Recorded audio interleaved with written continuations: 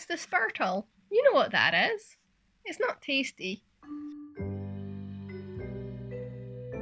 Hey ho, I'm Rachel, this is Missy, we're Miss Daisy Sewing, and we are on the final quilt. We've just completed the quilt for my niece, which is all jellyfish themed, and also the quilt for my nephew, which is also Japanese iconography themed. If you're still stuck about for this series to end, I commend you. But anyhow, we are on the last quilt, which is the quilt for my sister. Now, she didn't specifically ask for a theme. I think she felt that with both of the kids requesting some quite complicated ideas, that she didn't want to put any more pressure on me, but I decided on a theme. Now, my sister loves scrappy quilts. And this is nice, but she likes, scrappy, lots of colours. So with that in mind, I'm going to go with the theme of home. How does home work as a quilt, you ask? Well, stick about and you shall see.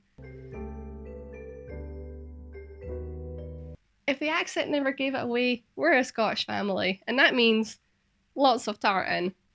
Also, not everybody owns a kilt or has Highland regalia in Scotland. That's just a myth. So, nonetheless, I want to bring in lots of different tartans into this quilt to represent the fact that my family has Scottish roots across the board. We're from the Central Belt, we're from the Highlands and Islands, so I want to have a real mix and really sort of show off the fun and colours that we can get in our tartans on this quilt. In addition to that, my sister and myself are huge animal lovers. So I'm going to do little tartan paw prints, and that's going to be the starting point for this quilt.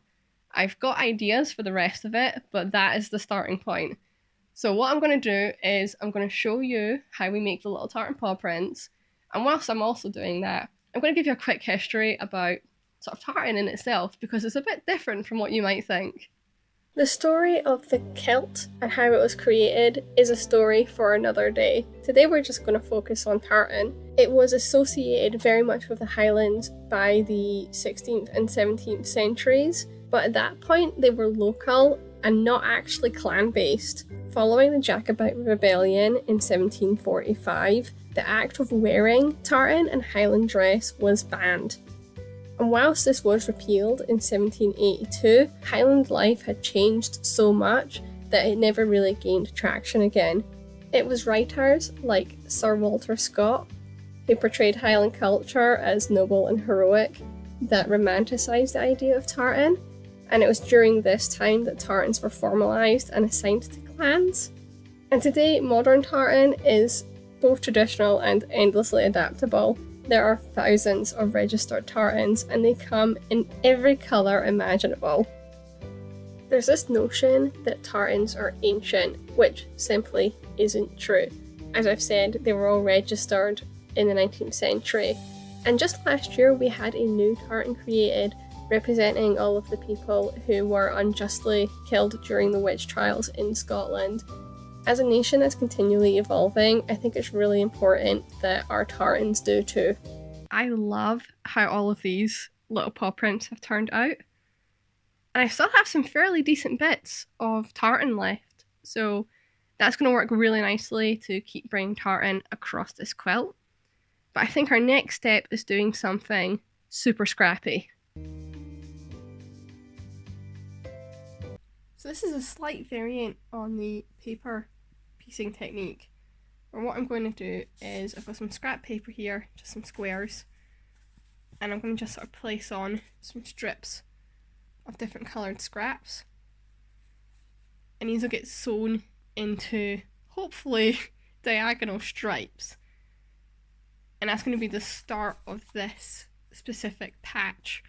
I want to have sort of half tartan and then half stripes. So the easiest way to do that is to start with the stripes and make a full square. And what I'll do is I'll just demonstrate that for you and you'll get the idea. As you can see here, I'm just picking out little scrap pieces, pinning them in place and just kind of vibing with what I think looks great. The concept for the scrappy zigzags here, not just because my sister loves scrappy quilts, but because I wanted to bring in the element of memory. Everything that I've dug out from my scrap bin was either something that was from a project I had made for her or her family, or something that made me specifically think of her. So I've got 5 done so far. I'm going to do 17 just because of maths, and my scrap bundle is looking horrific, but we'll get there, This should help. In addition to scrap fabric, this was also good at using up scrap paper. You will notice some origami cranes on the back of these bits of paper. So I was going to go on about how great a scrap buster this was, but this definitely was not all in that one tote to start with. There's no way. How are my scraps breeding, guys? Once I managed to cram all of those scraps back into that tote bin, I cut out some tartan triangles that were the same size as my scrappy squares. You can see here I've made a chalk line right down the middle there, and I'm pinning these right sides together, making sure that my chalk line is going in the opposite way to the pattern of the stripes. Once at the sewing machine, I used that chalk line as my guide, sewing either side of it by that sort of 1/2 inch seam allowance before cutting them in half. So I got my maths totally wrong. That's 2 whole rows here. Straighten them out. And that's the other half. So we now have 4 rows of this. I think what I'm going to do is have the top and bottom have the sort of fun, scrappy stuff. I'm undecided if I want to make the sort of diamond with the stripes, or if I flip it that way round. You can sort of do a diamond with like the tartan. Or, which is what I was sort of leaning to originally, if I turn this one round. Wobbly cam. And then have it so that they're like that. Which is what I think I will stick with. But yeah, we have a lot more than I anticipated. So I just want to go in a little bit about the scraps that I've picked. Where possible, I've tried to use ones that are from projects that I made for Roxy or for the kids. So like this was a dress that I made for her with the bumblebees, or that they evoke thoughts of her. Like I've got the little chemistry symbol up here, or also that they invoke memories that I have. Like we were such Marvel girlies. The X-Men cartoon was an absolute staple in our house in the 90s on a Saturday morning. Or do they make me think of things about her, like she loves autumn and she loves spooky. There's a lot of ghosties and pumpkins kicking around.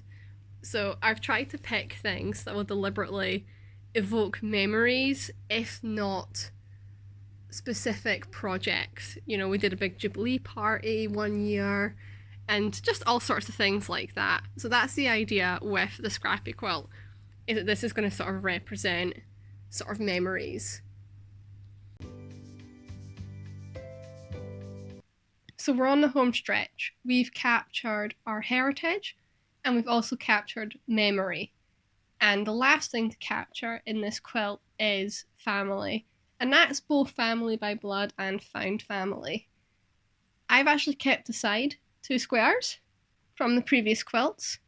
So I've got one of the origami cranes from my nephew's quilt, and I've got a little baby jellyfish from my niece's quilt.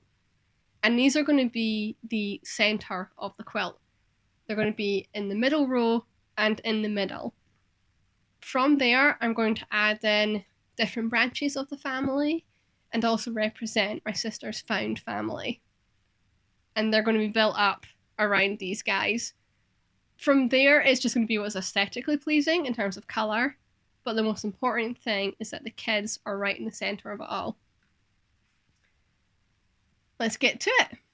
Whilst most of the blocks I had a really clear vision for straight away, my parents' block was probably one of the hardest to put together. They're no longer together, but I wanted them represented in one space. So one side is my dad, a military man, with one of his patches, and then on the other side is my mum, who I've gone with a really bright tropical print because she loves colour, she loves the sun, and she is one of those individuals that tries to always look on the bright side. Pushing on with the family and friends element, so I've got some green and grey stripes here, which will make the one for my family. I've got here some bumblebees and a sort of dark brown colour, and I'm going to make a pinwheel, which I'm then going to surround by more bees, and I'll explain why in a moment. And then here I've got, this is sort of for my brother, so we've got some buses, because he works for the buses, and his life centres around his wee dog, Maisie, who has appeared on the channel. So we've got a spare paw print and some more paw prints here, and I'm going to just do a little cute assembly with those. First thing we're going to do though is the pinwheels. You can't underestimate the importance of found family. I wanted to represent her Viking group with this pinwheel. It's to sort of replicate what the shield looks like, and I also wanted to bring in all of her found family in Manchester, and bumblebees are the symbol of Manchester. Continuing on the theme of found family, I also included this very delightful celestial owl, owls of which are synonymous with one of her friends in particular, but it is to cover all of her friends. I then continued on with the family, starting with one for myself. You'll recognise these greyhounds from my camping video, so I had to bring them in again on this one. And I also included my other sister with these dragonflies, which is something that she's particularly fond of. I went with purples because that's my niece's favourite colour, and the black background suits my nephew who's going through that phase. So these are what's going to make up the centre of this quilt. I've got here my nephew, my niece, our parents, our brother, this one is my family, my sister's family, and in here we have friends, and then this one is to be the sort of community, sort of village that she's built in Manchester, with the bees being Manchester. I have sort of realised I've made these too big. Apparently, despite my job being nothing but maths, I have terrible math ability. So it's why I've ended up with some quite skinny looking ones. So these ones I'll probably narrow down. My one as well. It'll be quite a good one to narrow down. So we're going to get some of these narrowed down to make them fit into a 7 to 8 inch row. So let's get on to that. As I said earlier, I wanted to start with my niece and nephew as the centre of this quilt, and then from there I trimmed everything down and started the assembly. Whilst assembling, I just cracked on with the whole quilt and started the sandwich process once again. So I've made the sandwich, and just like I did on the other quilts, I'm going to add on the binding. Because there's so much going on with this quilt, all these different colours and patterns and textures, I'm just going to go with a plain black binding, which will complement the back, which is just greys. But I also think I need something to just be quite subtle and not try and steal the show against this quilt, because there's just so much going on. But I'm pleased with how it's coming together, and yeah, let's just get on with this binding. I definitely made the right choice with using the black for this binding, and after sewing it on, I hand stitched it all down again. This quilt is an eclectic, colourful behemoth, and I love it. It came together really well and actually does look really put together despite the scrappy nature. Whilst my niece's quilt was the most artistic I've done, and my nephew's one of my most technical, I do think this is the quilt that the most thought went into, and I am delighted with how it came out.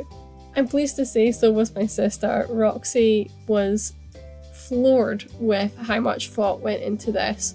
I had already told her the theme was home, and I don't think she realised how many elements I was going to bring into that. Thank you all for sticking around for part 3 of this quilting adventure, and I look forward to seeing you all next time. So until then, cheerio!